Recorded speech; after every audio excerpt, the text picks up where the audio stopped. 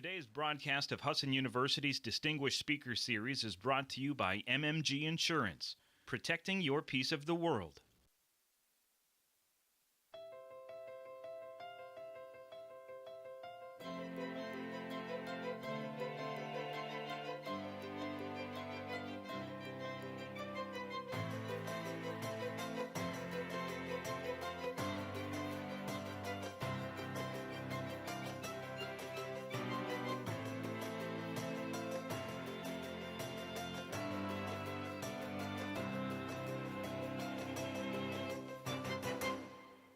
Greetings, I'm Bob Clark, President of Husson University. Welcome to the 2023-24 Distinguished Speaker Series. In a world where the economy is increasingly interconnected and global issues require innovative solutions, the need for exemplary leadership is more pressing than ever. Husson University, home of the largest business school in Maine, is pleased to continue to present the Distinguished Business Speaker Series as a way to highlight those professionals who have navigated the complexities of a variety of types of businesses and provide inspiration to those they lead. This series, launched in conjunction with the opening of Husson's new College of Business building, Harold Alfont Hall, includes dynamic speakers from a variety of disciplines ranging from banking, government, and security to management, marketing, and more. Its main objective is to educate students, alumni, and community members on the challenges facing businesses and related professions, as well as to inspire those who will become future leaders. The Distinguished Business Speaker Series is made possible by the sponsorship of MMG Insurance. MMG Insurance is a growing regional property and casualty insurer with operations in Maine, New Hampshire, Vermont, Pennsylvania, and Virginia. While headquartered in northern Maine, the company also has 3 regional offices outside the state and remote employees across the country. MMG writes in excess of $250 million in premiums in partnership with more than 220 independent agencies, and it has earned regional and national recognition for superior service, ease of doing business, and as a best place to work. MMG prides itself on being an employer of choice and offering highly competitive salaries and generous benefits, as well as a corporate culture built on the core values of exceptional experience, continuous improvement, community engagement, integrity, teamwork, and family. These values have served the company well for more than 125 years and will continue to guide it into the future. Today, we welcome Dajuan Eubanks as our distinguished speaker. Dajuan is a vice president with the Boston Celtics and serves as president of the Maine Celtics, the NBA G League team affiliated with and owned by the Boston franchise. He joined the organization in its inception in 2009 as a vice president of corporate partnerships. Dajuan was promoted as team president in 2014 after 2 seasons as the team's executive vice president. In 2019, he helped lead the team's acquisition by the Celtics. Dajuan was named the NBA G League Executive of the Year for the 2019-20 season. Before joining the team, he worked with the experiential marketing industry for 13 plus years with several leading agencies. During this time, his role and responsibilities varied from project management to client services to business development and sales, where he worked with a variety of Fortune 100 clients across the country. Dajuan is a former player and goodwill ambassador of the world-famous Harlem Globetrotters, where he performed extensively around the world with the organization entertaining thousands of fans. And I was expecting to see him bring a basketball and kind of at least give us a twirl, but you know, that's a different opportunity set. We'd have him back for some other things. He's also a member of the Board of Directors for Boys and Girls Clubs of Southern Maine, the Portland Regional Chamber, Androscoggin Bank, Maine State Community Chamber, USM's Foundation, and a co-founder of Blue Wave Basketball, a youth basketball development program established in Portland in 2011. A graduate of Rice University with a BA in Business Management, he grew up in Alabama and Texas and has resided in Portland, Maine with his daughters since 2005. Now I will turn the speaker series over to Dean Hanson for her to interview our guest. Thank you. Thank you. Well, good afternoon. Afternoon. It's so good to see you. And Same here as well. thank you for coming to Husson. This is not new for you to come over to Husson, though. You've been on campus. A few times. Yes, Yeah. okay. Well, we really appreciate you coming. And I know we have quite a few students in the audience today, as well as community members, and they're going to want to know all about you. Well, hopefully I can answer those questions. Right, so we only we have 30 minutes, though, so, you know. So we're starting with this title of Distinguished Speaker. You and I were laughing in the hallway about it, but really, how does that feel when you get asked those questions? Will you come be a distinguished speaker? Well, first, I want to say thank you for inviting me Yes, out, of Mr. course. Clark, yourself, students in the community here. I'm privileged to be here this morning or this afternoon, and to your point of like being called distinguished, just ask some of the people in my office that work for me. They're like, who would consider you to be distinguished? Well, I will let them know. No, so. I know. But it's an honor to be recognized in that way. And I shared with the students that I was having lunch with that as a youngster, I never envisioned myself being in Maine, just sharing my story and my experience and being kind of put into the position I'm in as far as being a community leader. Maine of all places. You know, you're talking to a kid that grew up in Birmingham, Alabama, a little city called Roosevelt City, all black community. Not supposed to be sitting here right now, you know, and so for me to be at this point in time and people consider me to be distinguished, I laugh, but also at the same time, I'm honored by it as well, too.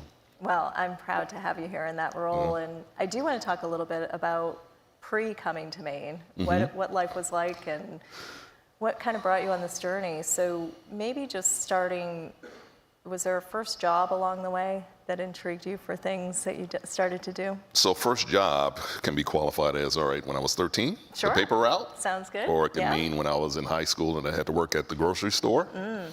Or it could also mean me being recruited by the Globetrotters out of college, starting my professional career. And it also could mean for me starting my professional career in event marketing as well, where I was recruited from the Globetrotters to go into event marketing. And so I've never really I would say been in a job that's defined my role that I'm in right now. Sure. But I do know that when I was a youngster, I always wanted to be the best at whatever it is that I did.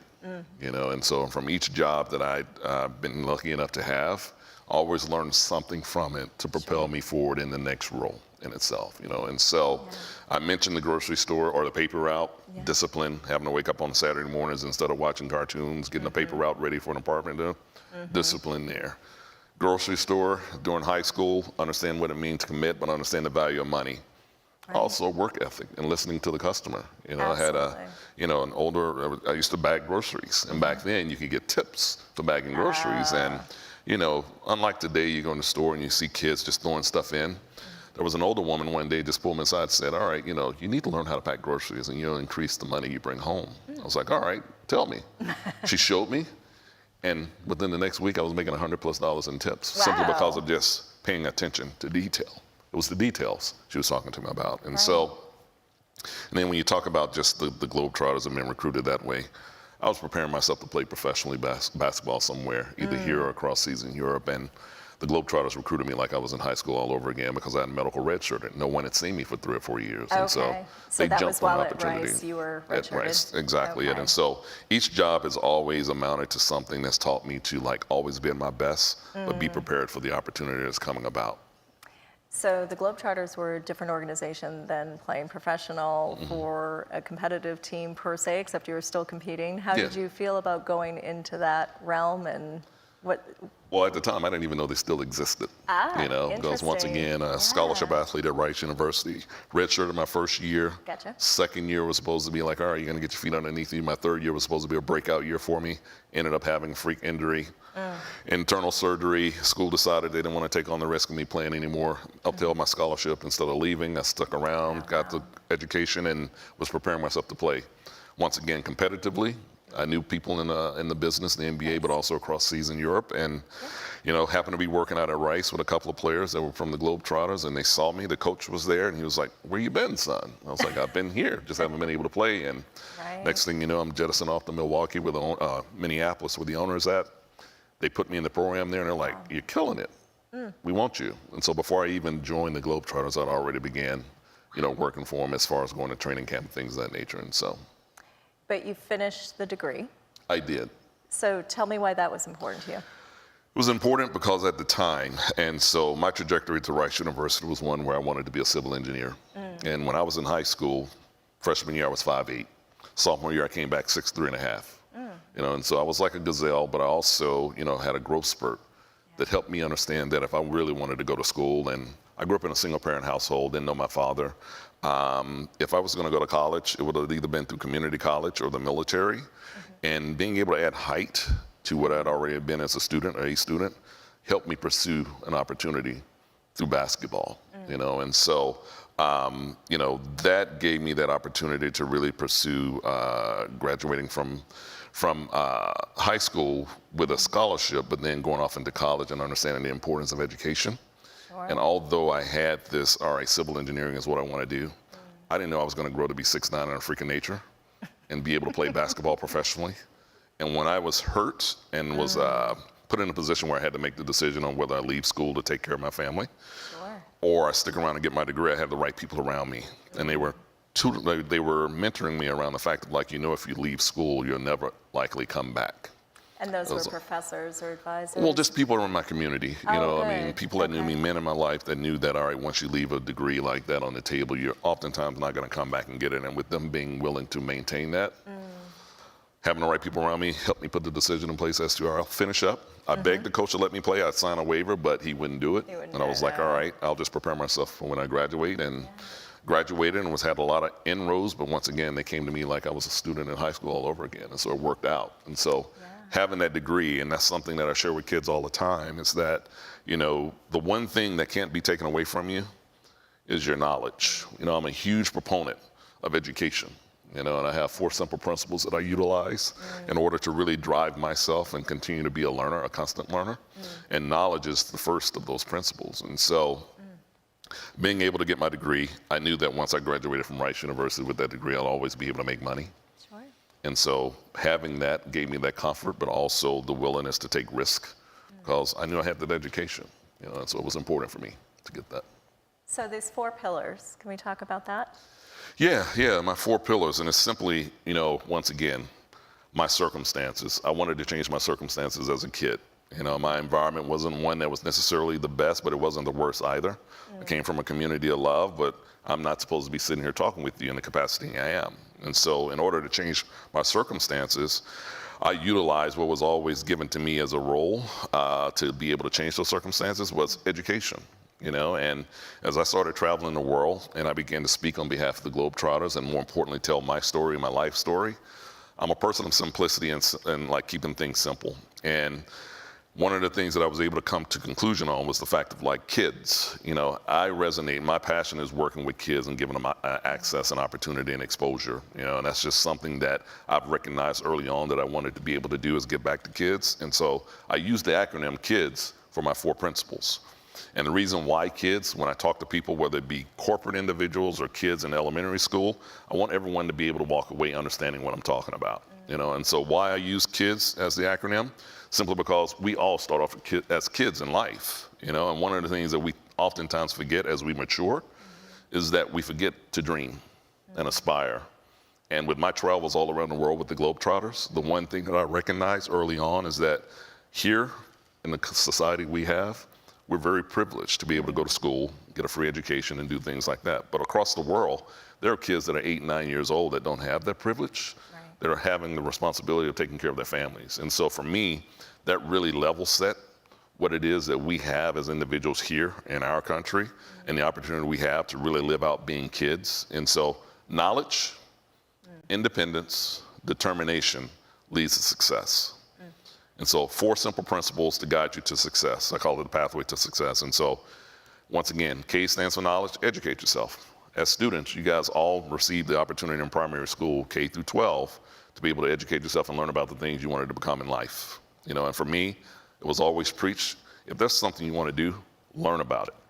Although I wasn't from, like, my area wasn't necessarily privileged, I was never told that I couldn't do anything that I put my mind to, despite the circumstances that I came from. And so I'm a big proponent in educating yourself, dreaming and aspiring. Learn about the things that you want to become.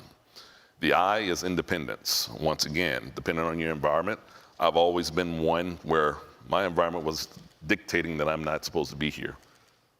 Drugs, in jail, dead, or a lot of kids. I didn't allow my environment to dictate who I wanted to become. Use my own brain. I'm a big man of faith. You know, I don't get into religion, but I do believe in God. He gave us our brain for a reason, and that's to make our own independent choices. Practice your independence. And so if you now educate yourself, practice your own independence, that leads you to the D, and that is determination. And determination is simply a work ethic. And so you need to make a choice for yourself that you're going to apply those things that you need to do in order to get to where you want to go. You know, and so educating yourself, practicing an independence, applying a work ethic through determination leads to the ultimate, I think, which everyone in this room would like to achieve in life, is success, some form, some fashion. And success is defined by you, you know, and so those are my 4 principles that I utilize, and I use them till today on things because I'm a constant learner. And just because I graduated from Rice and graduated from high school, I have my high school degree, doesn't mean that once you're done within those academic walls that you stop learning. And that, again, is the difference between kids and adults. And when you meet adults that do not want to learn anymore, they pretty much stop living, you know, in that sense. And for me, being privileged to be able to travel the world, meet a variety of people across the world, and understand how they prolong their life, and more importantly, their culture, and, you know, just their being altogether, it's important to me to, you know, really stress those 4 principles, not only in my life, but people around me as well, too, because it's simple. Life is simple. We tend to complicate it. I love acronyms. That's how I can try to remember things these days. So I appreciate that. And I was thinking about the D could have been dreaming for you too in this piece. Yeah. Success. Can we talk about how you're measuring it today? Well, so I listened to Mr. Clark read off my bio and all of that. I'm like, oh, that's great, Globetrotter, that's great, NBA, Major League Baseball, a lot of brands, working for the Celtics right now. And I was telling the young group with me over lunch that, and I say this often, is that I feel like I haven't done anything. And I think that's just the drive for me to be good at whatever it is that I do and not settle or rest on my laurels. You know, I appreciate Dr. Clark coming up and saying, hey, we thought you were going to spin a ball, but oftentimes when I do go into settings like this and into schools, kids, people expect me to walk in with the Globetrotter uniform on. And I purposely and intentionally set the Globetrotter uniform off to the side, or the Celtics green, which is behind us and all that, off to the side, because I know it's Husson as well too. It's Husson as well too, but you know, I oftentimes put those things off to the side simply because I want young individuals to understand that the job doesn't make you, you make the job. And if there's one thing you take away from me today, being an individual that's supposedly achieved success, I don't feel like I have, but you know, I guess I'll take your word for it. But you know, the job doesn't define you, you define it. You know, and that once again goes back to the circumstances that you come from. Don't let your environment dictate who you are. You change the way people think of your environment. And so I'm a big proponent and believer in that. So you came to Maine eventually in Yes. this pathway. And how many years now have you been here? 18 going on 19. All right. The most I've ever been in one location. Interesting. So am I a Mainer? No. Jeez. Yeah. That's coming from the Mainer, Yeah, right? And we yeah. were having the conversation ahead of time Yeah. that my husband's from Massachusetts, so Yeah. you can have that conversation about his loyalty to your team too. Yeah, yeah. But for you, now being in Maine, is this a success to be here? I think every day that I get out of the bed and I'm able to continue to do the things that I enjoy, which is helping people, that's a success, you know. There's been some challenges recently, obviously, in the past few years Yep. with COVID. Yep. You've had an evolution in your job during that time frame Yeah. too. So maybe let's fast forward there a little bit. Yeah. Where were you before COVID started? What sort of role were you in at that point? So I was still president, Okay. president of the Red Claws, which were formerly the Red Claws. We had just been acquired by the Celtics in October of 2019. Yeah. And so prior to that, we were leading a great organization, getting ready to be taken over by a major sporting organization and going into our best season yet with Taco Fall Wow. being here. And then, that was a year that we more than likely would have taken the championship. Yeah. Everything was going well on and off the court from a business standpoint. Sure. And so March 2020 happened, and like everyone else, our world went upside down. And we happen to be in an industry where the NBA, who I work with as a global entity, they have all of these professionals that are world-renowned individuals that were already 6 months ahead of the curve when you talk about trying to project when COVID was happening because of the business that we're in globally. We have access to a lot of people, and they were already keeping us aware of this. And so I was aware that it may be coming down the pipe, but For 2 weeks, right? well, not even 2 weeks. I mean, it was a Monday that we were like, okay, Adam Silver, who is the commissioner of the league, sent out his memo saying, all right, here's where we are. We're potentially thinking this by the end of the week to Tuesday. We all of a sudden started to see this ramp up. And then that Wednesday, we were like, well, we may have to cancel a game for tomorrow. So Wednesday morning, everybody walking in saying, we're done. Because one player in the NBA the night before joked about having COVID, but then it ended up coming true in that sense. And so the league pivot on a dime like that. And so we automatically had to change our trajectory as well too. And like everyone else, I told my staff, take your computers home. Yes. We'll be back in like a week and a half. And we were a year and a half later, working from home and everything. And so the pivot for us was one where we just had to adjust and adapt. And lucky enough, we're part of a multi-billion-dollar global league. Right. That practiced and exuded the bubble project, which most of you are aware of when they took the NBA to the Orlando Worldwide of Sports or whatever it is down there, and I was able to orchestrate that, due to the responsibilities that we had as an organization. Yeah. Because large. without that, you wouldn't have been back on the court. Wouldn't have been back on the court, but what happened over those 2 years is that the league became very interesting, and what I mean by that is that the league took the lead on showing that it could be done in a contained environment, which is why they called it the bubble. And the height at which we had to do things, and the NBA teams had to do things, because we chose not to go down as an organization with the G League. But the height at which, and sensitivity at which people had to be aware of, like in order to go into the bubble, you had to test. And once you're in the bubble, you couldn't leave. Right. So as much as people thought NBA players had it made, being in Disney and having access to all of these things, they couldn't talk with their family. They couldn't leave for anything. Everything was structured in that way just so we could execute a shortened season. And so that led to the next year where you take the bubble from Orlando and now you put it in 30 different markets. And now teams are having to be responsible for managing and basically becoming a clinic. Right. Because everyone walking in and out of the facilities, whether it's your front office, your practice facility, or the stadium, had to be tested in order to be able to come in, and then you had to talk about spacing with seats and everything like that. And so those 2 years of 2020, 21, and going into 22 were very strenuous, so to say. And then when it got to our level, we didn't operate in 2021. 22 we did, but we still had regulations in place where you had to mask, and you had to also show tests and proof of negative tests and all of that. And so I am happy that those days are far behind us, and skeptical about where we move forward. Like everyone else, I have PTSD when I see people say, hey, I need to wear a mask or there's a potential outbreak. I'm like, oh no. Yeah. Because it's a lot of work for us as a league, but we've shown that we can do it, and we'll just revert back to it if necessary. So that resiliency is there. Yeah. This is a lot like event management, though. And all of the things you're talking about are revolving around sports. But can you talk a little bit about that premise of event management and where you've been in event marketing, event management in your past? Yeah. So my life after, traveling with the Globetrotters, I was recruited by an event marketing agency. I was the jam band manager, NBA jam band manager in the late 90s. I then went on to work for Major League Baseball and then a couple of other large brands. And what we did for business was basically we put parties on for brands all around the world.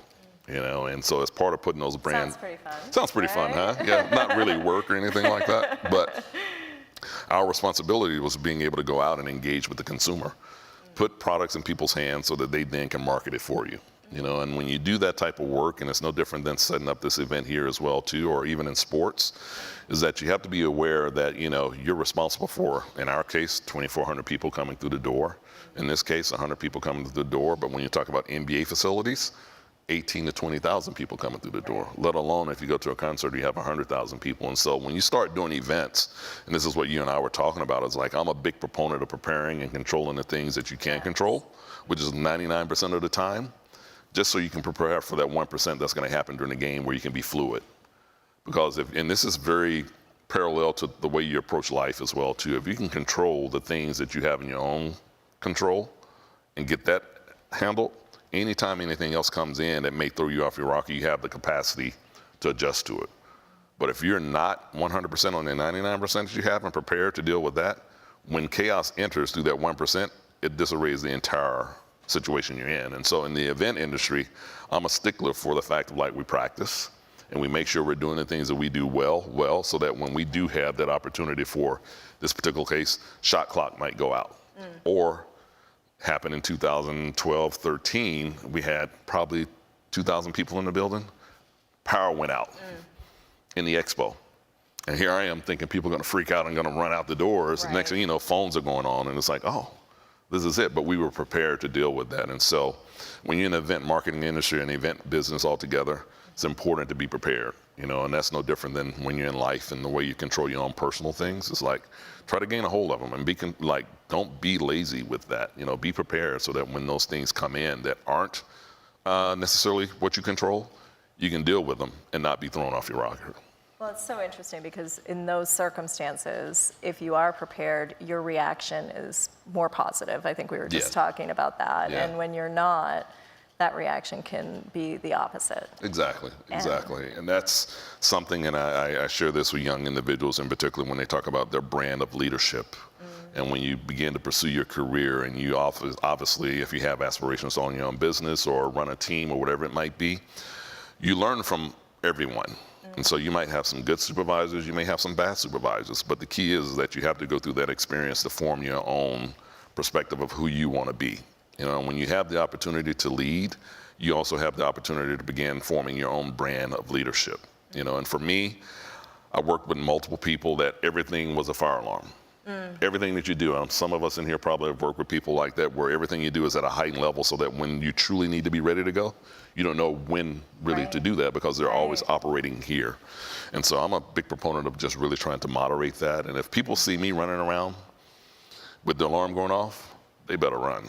You know, and that's what I like to. I use that premise as well. Yeah. They better run because most of the time we have things under control. But if I'm really running around saying, all right, the siren's going off, this is serious. it's serious, you know, in a sense. But if not, you know, I mean, and then that's also relevant to the fact of, like, what I do. I'm in sports entertainment. I put butts in seats and sell smiles. We don't save lives. I don't sell insurance or washing machines. It's simple.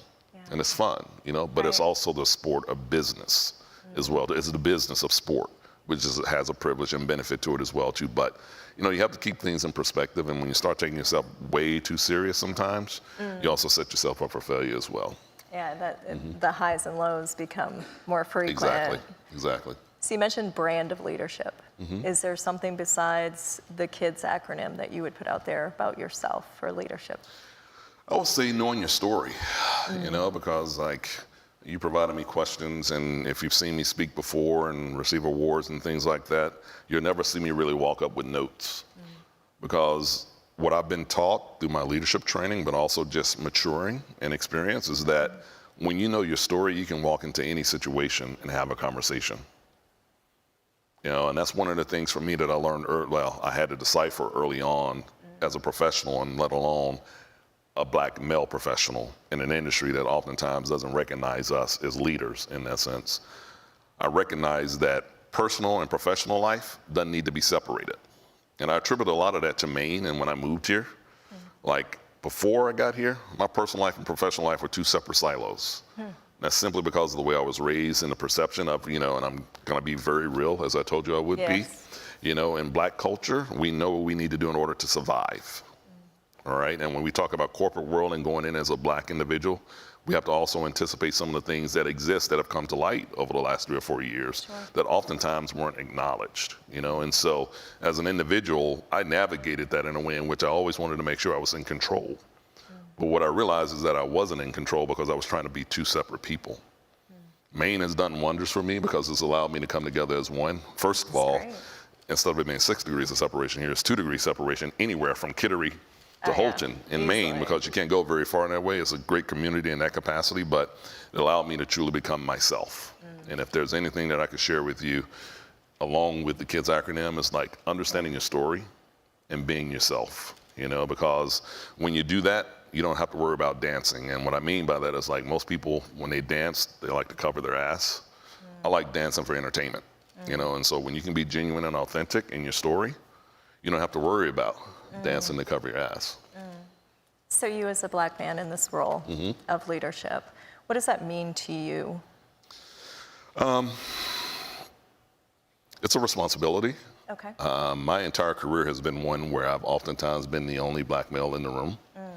I didn't strive for that, but it's linked to me always wanting to be the best. It's linked to me letting my work speak for itself as well, too. It's linked to me also being ready for opportunity when it was presented to me. More importantly, when those opportunities were presented to me, navigating and making the best choice for me that would then help the cause that I see as an opportunity. When you talk about being a minority in a leadership role, is opening the door for others behind us, you know? And all we're going through right now is a test in humanity, is what I like to call it. You know, and we talk about 2020 and George Floyd, although it was based in race, more importantly, it was based in humanity. I don't care if you're Black, white, Hispanic, Asian, whatever it might be. When you see a man being killed on TV, that should resonate with you as a human, regardless of their race or ethnicity. And so, you know, for me, I see this as an opportunity to continue to open up the doors for others, give back. And I was sharing this with the students that were having lunch with me, is that as you go throughout your trajectory of your career, we oftentimes are challenged with, what's our purpose? What's our purpose? What do we enjoy doing? What is it that we like doing? And over the last 8-10 years, thanks to our friend in common, he helped me figure that out. And once I figured that out, life has been completely different when you talk about having to navigate circumstances and situations. And if you ask me what it is I enjoy doing, I enjoy coming alongside of people and seeing them become successful. And that becomes that purpose statement for you. It's the purpose. Yeah, it's the purpose statement, simple because what I share with you guys, and I shared this with the students over lunch as well too, is that had I known BS exists in everything you do, I'd still be a Harlem Globetrotter right now. Because what you're going to find is that as you navigate life and you get into your job opportunities, you're going to have to deal with nonsense. And it's all about how you deal with that nonsense that's going to perpetuate if you're going to stay there or not. And so if you're trying to leave a situation because BS is existing, get ready to face another type of BS. In that sense, and I'm being PC right now, but I usually just talk the way I like to talk and everything. Hey, but I know. But like, had I known BS exists in everything you do, I would still probably be a globetrotter right now, because it's all about how you navigate those circumstances and situations, you know. And so, as a Black man leading this group, I don't see it being any other pressure than me just saying and understanding the responsibility that I have to have others that look like me understand that they have the opportunity to do as good as me, if not better. But at the end of the day, also show the optical effect, like it can be done. You know, and you too have the opportunity to pursue this if you want it bad enough, which, once again, simplifying the principles, knowledge, independence, determination leads to zero success. And success is whatever you define it to be. If you want to have a home, white picket fence with a dog and 2 kids, that's your success. If you want to have a lot of money, well, you better bust your tail and figure out how you're going to do that. If you want to be a leader in the community, how do you go about doing those things? You just have to figure out the pathway that's best for you and make decisions and stay committed to who you are and not what you think other people want you to be. And you're making sacrifices along the way in that role as well. Are any of those sacrifices you've made things that you regret at this point? No regret, because once again, I'm not supposed to be here, remember? I just wanted to change my circumstance, and the fact that I'm in Maine and I'm receiving the recognition that I'm receiving, but the fact that I also get a chance to live life in a different way than I potentially could have been living it, it's a bonus and a benefit. And the fact that I'm also influencing and have an impact on a younger generation that looks like me, and that, you know, not that you don't look like me, but also understanding that everyone, despite your race, ethnicity, social, economic status. We all have circumstances we have to navigate in our personal lives. And so I'm just a proponent of really trying to help people be their best in that sense, because when you're your best, once again, opportunity happens, but also we begin to be more human. Because once we begin, as we talk with one another, despite our race, we'll recognize that we have more in common than not. And that's my whole thing. And I feel that way with you. When you and I have talked, it's just easy conversation, right? Yeah. There was a T-shirt you were planning. Have you made any headway on that for being human? Can I say that? Sure. You sure? Maybe use the abbreviation. So when I was approached by other leaders in the community that are not BIPOC, and we began talking about the situation that was happening and how they can make a difference and change, perhaps be change agents in the community, we all sat around tables and we were talking about all these things, this and that, blah, blah, blah, blah, blah, this and that. And so as I shared with you guys before, it's a humanity thing. And what I would do in order to hopefully put the conversation on the right trajectory is I would pause everyone around the table. I'd be like, all right, at the end of the day, just need to be fucking human. That's what it all comes down to. Because as much as you might sit back and say, what is it that I can do, this and that, just be freaking human. And I didn't use freaking. It was the other way. And I think I still need to get a shirt for that. But that's ultimately why it what it hasn't comes been down. branded yet. But Yeah. I tried to get Levine to do it. Steve Smith. I was trying to get him to do it. we'll You get him know. on it. Yeah.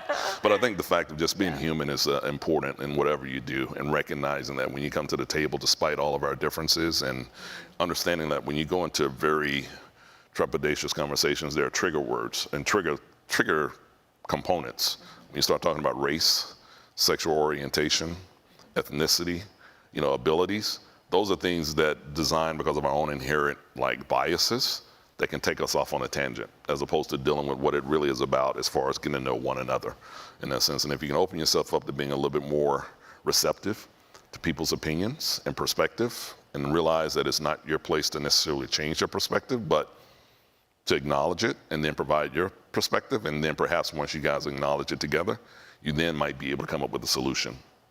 But part of the reason why we're not able to come over some of our problems is that we don't acknowledge that there's a problem there on both sides. And so I'm just a proponent of really trying to strike conversation, provide perspective, and then hopefully come to a conclusion where we can acknowledge there's a problem. And then from there, we can work together to figure out what a solution is. And I heard you talking about authenticity with the Yes. students earlier, so that aligns with that piece that you were just describing. Yeah, and I'm genuine. I'm transparent as I can be. Once again, I'm not trying to be someone I'm not. When I'm at home, I'm this way. When I'm at work, I'm this way. And when I'm with people in the community, I'm the same way. And I do use my words very wisely as well, too. And that's just being genuine and authentic. And as a black man, I will share with you that oftentimes, being 6'9", deep voice, stature, and presence, the stereotype is that I oftentimes may go off and I'm mean and I have a demeanor about myself. But yes, I should be allowed to do that because every human is allowed to have that emotion. But because I'm black, I have to think twice before I do that, because of the perception and, more importantly, the stereotype that can be played out. And we've seen that played out time and time and time again, and so just the realities that we have to deal with. Well, it reminds me of an Aristotle quote around using anger at the right place, at the right time, for the right purpose, around the right people. And that sounds like what you're trying to do. Right. You mentioned community, so Yes. can we go there a moment? Because you are incredibly involved in your community. Can we talk about a really important organization for you, I think, is the Boys and Girls Club? That's one of the many, and that's simply because of the direct impact that it has on kids in our community in Southern Maine in particular. And it aligned with our organization, the Red Claws down the Celtics, tremendously because of what they do. But once again, I'm a big proponent for kids being able to have access and exposure to things that can help shape their path. And that's what the Boys and Girls Club of Southern Maine do. Boys and Girls Club in general, they do that. And as you get to know the story of some of the kids, and some of you may be Boys and Girls Club kids in this auditorium today, but the clubs are like a second family, if not primary family, for a lot of kids, And so for me, being involved with that was easy because of, once again, coming from a single-parent household. My desire to change my circumstances, how I was able to do that was through exposure and access. The clubs fit that. So it's an easy choice. So that's just one. What are some others that are really important to your heart? So you just go off the list of things I'm involved with, right? That so success list. Yeah. The Boys and Girls Club of Southern Maine. I'm on the USM Foundation board, which they have something called the U.S. Promise Scholars Program there. And they brought me on board specifically for that potential opportunity, but also to provide diverse perspective on the board as well. And the Promise story is my story, except the only difference is that my promise was seen through athletics. Whereas the Promise story that they're resonating there in Southern Maine is around kids having the opportunity to have access to quality education. And I was lucky enough to be a Promise kid through athletics, and people saw my potential. And so once again, when you change your circumstances, every kid should have an opportunity to have a quality education, both primary and secondary as well. And so I'm a big proponent there, so that makes that easy. And how about the Maine Chamber? Maine State Chamber was another interesting one. It happened after 2020, and I was approached, and I was approached in a manner in which, I did my own due diligence, and I was like, all right, I looked at the... How much work is this? Well, how much work was this, first of all, but I looked at the board and saw that they had no diversity whatsoever. Oh, wow. And so I was like, all right, so I wonder why they're asking me to be a part of this. But then I also saw that they were getting ready to strike a DEI committee. Okay. I was like, oh, now it's making sense. But what I really needed to do was just have them articulate to me what it is that they wanted to have done that way. And because I'm very invested in Maine and my community, that's one of the things that I've determined for myself wherever I decided to call home, was that I was going to be invested, whether it be with kids or what I do in business. I wanted to make sure that I was going to be able to have impact and influence. Don't have to be the face, but a voice at the table, because I'm more of a person that's about doing than just talking about it. In that sense, because that's what I've seen, and that's how I've resonated success in my own life. And so when it came to the chamber, I recognized the opportunity to have influence at the state level, but then also to change a culture within an organization that's going to represent Maine in the future. And it's a place where all businesses throughout the state of Maine are going to hopefully utilize as a convener of information. And when you start talking about the transition and transformation of Maine overall, this community is going to become more diverse over time, despite whatever we may feel or want it to be. And we have to be prepared for that. And so being able to be at the table and have conversations and change people's perspective, but also prepare opportunities. Because I'm the first one to tell you, I'm not a DEI specialist. And I don't represent all black people either. But I'm willing to have a conversation and provide my perspective to put strategy together if necessary, and we get the right components in place. And so that's coming down to the fact of acknowledging that we have an issue, but then more importantly, being willing to move on it as well. And you definitely are moving on a lot of different things that you're working on. I did ask you earlier, do you know how to say no? I do, but oftentimes I don't. and this is the other thing I'll share with you guys, in the sense of, like, you might feel like you might need to do a lot of things, but don't do a lot of things if your heart isn't in it. And what I mean by that is that everything that I'm involved with, I have a passion for, and when I sit down and have a conversation, I can talk about it normally, meaning like it's going to be a part of the conversation anyway. I don't have to go out of my way to mention the Boys and Girls Club or the Maine State Chamber or Portland Regional Community Chamber or Androscoggin Bank. Which I said first, a board director for Androscoggin Bank, but also chair for the Main Street Foundation. And with those also come along the line the proponent of being the first black on those boards. And once again, opportunity to open doors and change perspective. And perhaps make it a better place for the next generation coming up, because it works on both sides. Those people that are afraid of change haven't had the exposure to gain a different perspective, and those people that are challenged by what change means don't have exposure to learn about it. And it's just a learning cycle on both sides, And so for me, being able to put myself in position to be of use, but also provide perspective and perhaps evoke change, is what's important to me. And like I say, you don't have to be involved in a lot of things, but when it's easy to involve it in your life and who you are and what you're about, then it becomes seamless and it's a part of your life. So I don't see it as a lot.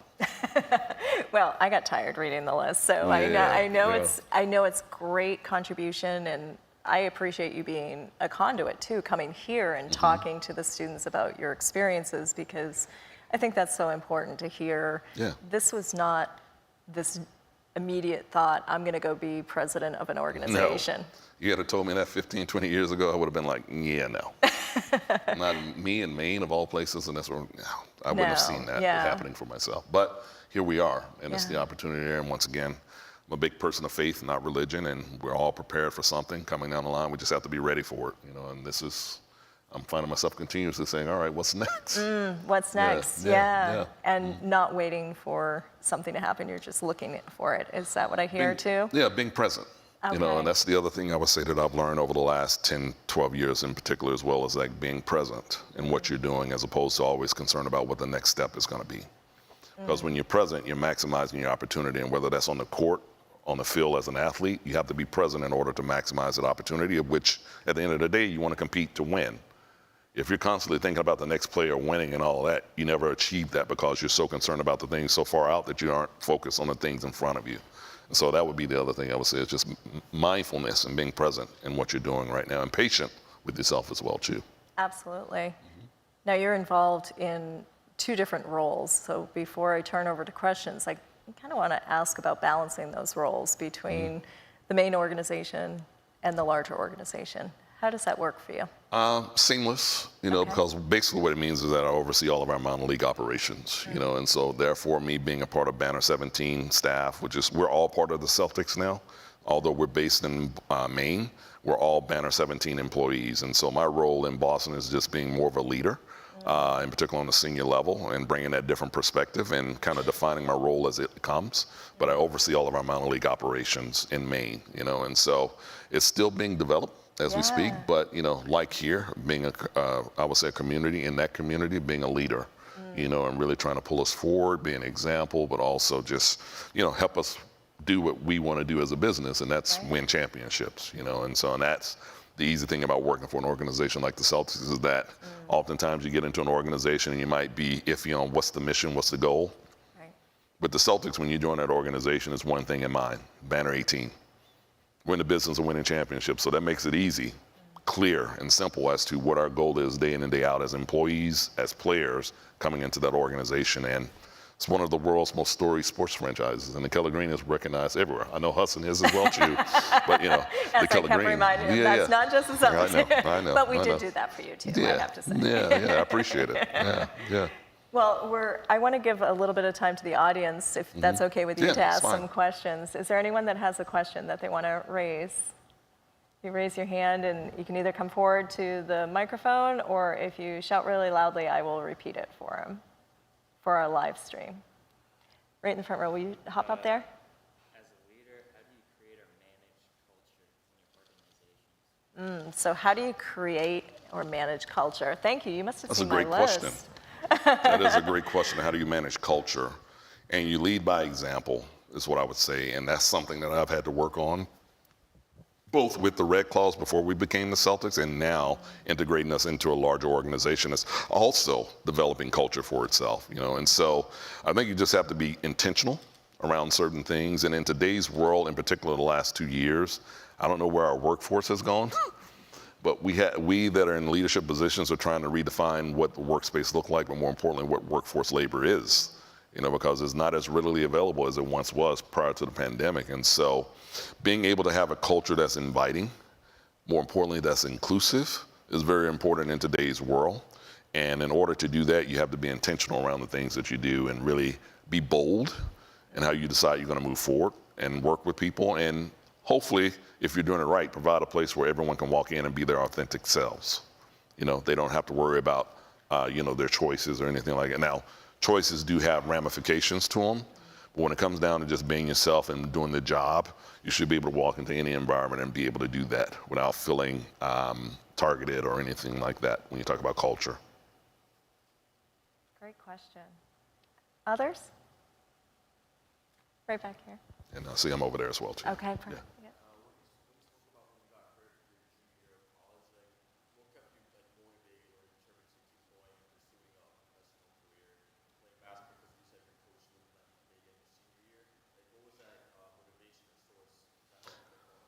The motivation was that they allowed me to be a student assistant coach, and I was killing everybody in practice, but they just would not allow me to sign that waiver and take on the responsibility myself. But more importantly, it was the fact of me being able to get that degree, you know, because I was really focused on the fact of once I get my paper, I can do whatever I want to do. And that's the one thing I'll share with you about going on to school and college or secondary education.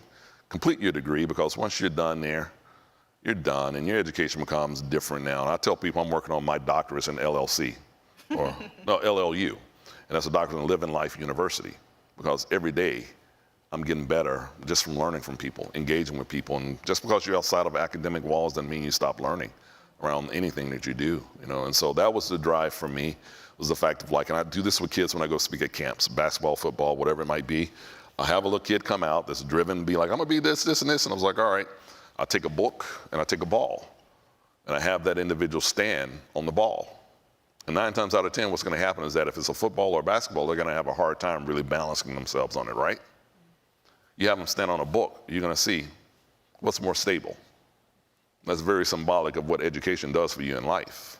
Like, you can pursue sports, you can pursue art, you can do all of the things that you might do from a extracurricular activity, and hopefully you're lucky enough to go on to be a professional in that sport, but as long as you have your education and your degree, you'll always be stable. So that was the important thing for me. I know he had a question back over there.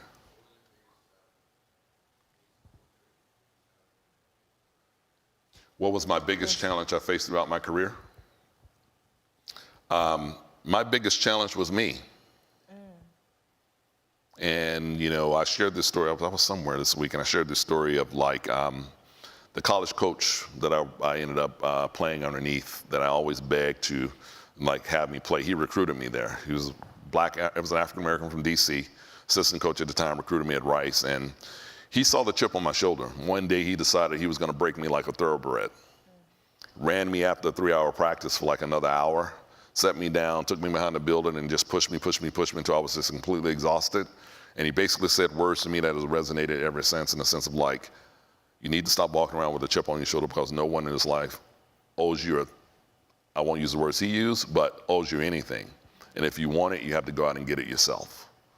And so from that point on, I realized that I needed to get out of my own way, but more importantly, I need to work on things myself to get where I wanted to go. You know, and the challenge, I can sit up here and tell you that, yeah, the racial barriers and bias that I've had to face, yeah, that was a challenge, but not really, because if you're on your game and you know what it's about, you know how to navigate that.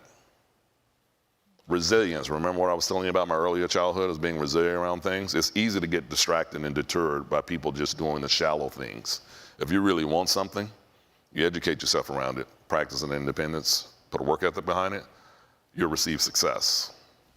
That's why I always use that as my motto, my principles that I use, and I need to put it down in a better format and everything like that. But for the last 30 years, that's what I've used and will continue to use, in the sense of like trying to navigate challenges in that way, because my biggest challenge with me, and oftentimes our biggest challenge in life, is us. So you had someone show that to you, kind of Many give people that, along the way. give that feedback to you, Yeah. and then you were willing to hear it. Yep, in phases, you know, and that was probably one of the biggest ones right there, is that I had to lose the chip of coming from an underprivileged environment, thinking people owed me anything, and just really being present and taking advantage of what was at hand for me. And that was the fact that I was getting an education and given an opportunity to pursue basketball once I graduate. Awesome. I think I saw a hand over here, right in the corner first.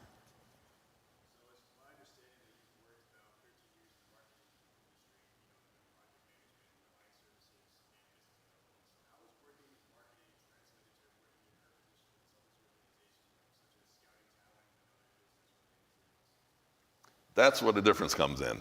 I don't have to scout talent, man. I'm on the business side, you know? And so that's the beauty of being at the professional level, is that when you oversee the entire business, you have different groups that oversee certain sectors of the business itself. Right now, the way it's set up with the Celtics, Brad Stevens and his group control all of our basketball operations. So in my role as president of the Maine Celtics and VP with the Celtics, I don't have to get concerned with any of the scouting or anything. I just take care of all of the business components off the court in itself, you know. And so, but to your point of like the marketing piece and everything, basically how it prepared me was understanding how to service not only partners, but consumers. And anything that you do that's gonna be more liberal arts driven, you're gonna deal in relationships, whether it be sales, service, marketing, whatever it might be. It's how you engage and how you listen to people, and more importantly, how you respond to them. And so, although I thought I was gonna be running my own agency of some sort, it came about of me running a small business and a team here in Maine and leading us through acquisition and began working for a larger team. You know, so everything kind of like, and that's the other thing, and that's a great question you asked, that's because I know you wanted to ask it as well too. My pathway hasn't been determined by me saying, all right, this is the way I'm gonna go. Yeah.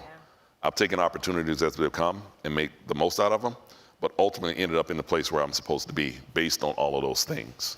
and I just happen to be running a small business basketball team versus an agency. But I apply some of the same principles. It's that work career lattice as opposed to a ladder is one of the analogies that I've made, and I've seen that come together. Making the most of what's in front of you. I think one other question I think right you here, have one sir. right here. You're being very modest. If you got into rice, you were a good student. I was okay. Thank you. Yeah. Any other questions? Right over here.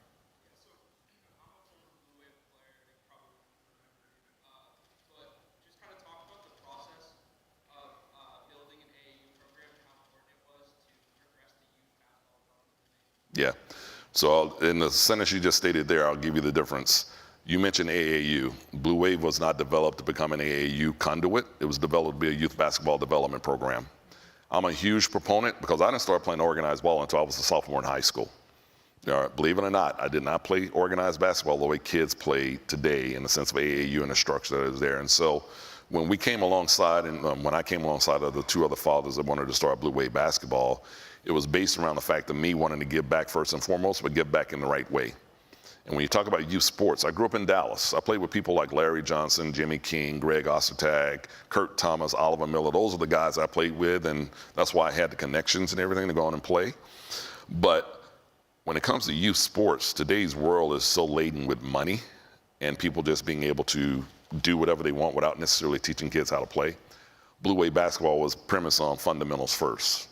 And I'm a big proponent, just like in education, with sport, like in elementary school, 1 + 1 in first grade equals 2.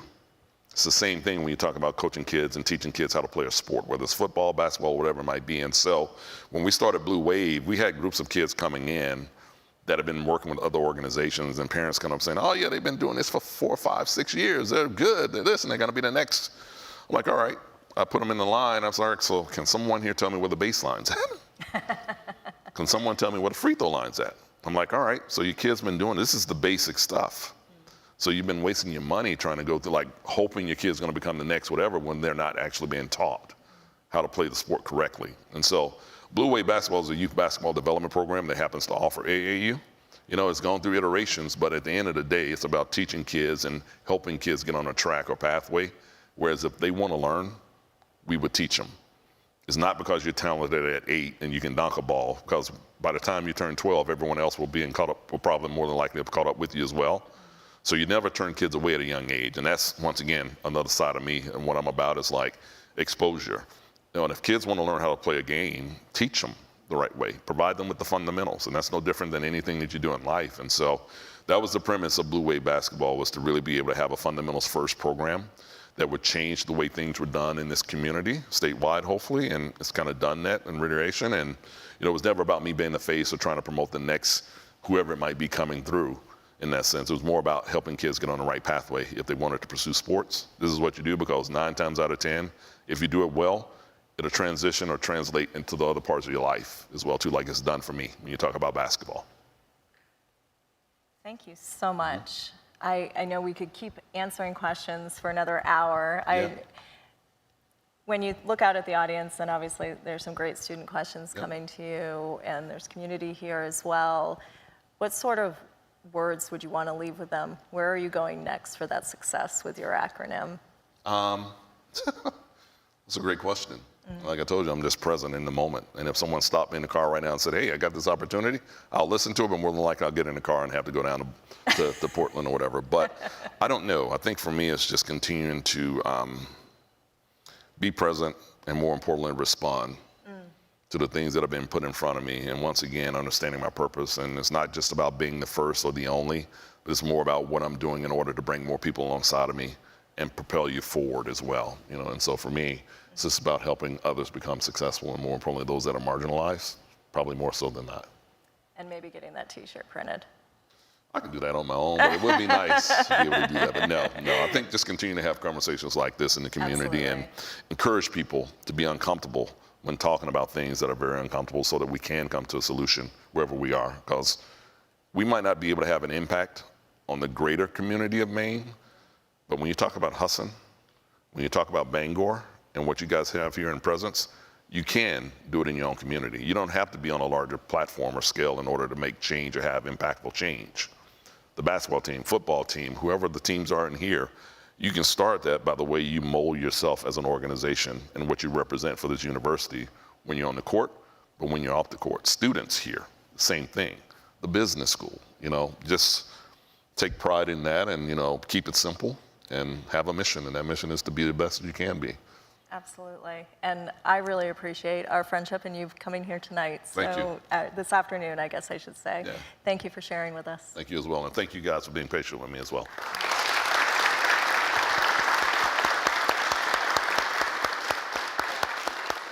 MMG Insurance is a proud sponsor of today's broadcast of Husson University's Distinguished Speaker Series. MMG Insurance, protecting your piece of the world.